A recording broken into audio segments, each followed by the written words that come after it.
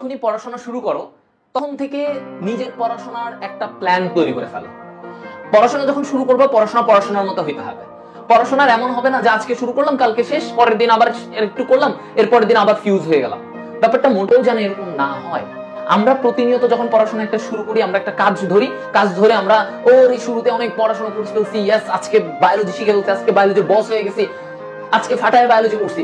পড়াশোনা করতে করতে একাডেমি দিয়ে নাই, সব শেষ। কোথায় গেল জিল?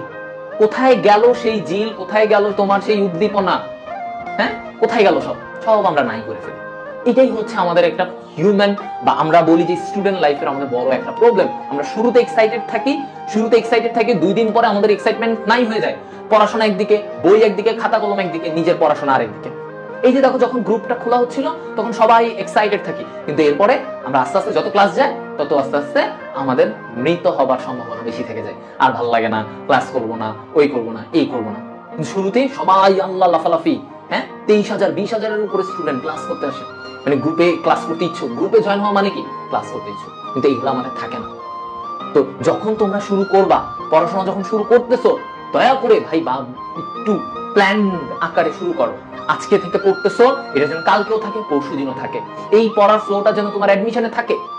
অ্যাডমিশনে গিয়ে যেন তুমি নিজের বলতে পারো যে আমি 2022 সালের এই 24শে আগস্ট এসে আমি পড়াশোনা শুরু করছিলাম। আজকের রাতের পর থেকে 24শে আগস্ট রাত থেকে আমি শুরু করছিলাম। 25শে আগস্ট ছিল আমার সময় বদলানোর দিন, আমার মানে জীবনের চাকা বদলানোর একটা সময় ছিল আমার এই 24শে আগস্ট। এইভাবে মনে রাখো, রাত পোহাবে, এই 12টা বেজে যাচ্ছে, আধা ঘন্টা পরে 12টা বেজে যাবে, 12টার পরে 25শে আগস্ট চলে আসবে। সময় খালি যাবে, একদিনের পর একদিন যাবে, 24 ঘন্টা যেতে বেশি সময় লাগে না রে ভাই।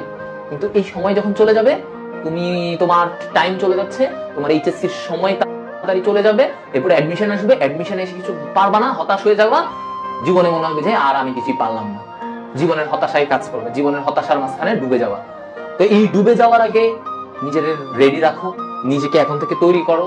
সুযোগ পাচ্ছ, সব পাচ্ছ, আমরা তোমাদেরকে সব রকমের সাপোর্ট দিয়ে যাচ্ছি, সব সময় নিজেরা সবকিছু বেস্ট আকারে পাচ্ছ, বেস্ট ইনস্ট্রাক্টরদের পাচ্ছ। ইউটিলাইজ করো, সময়টাকে কাজে লাগাও।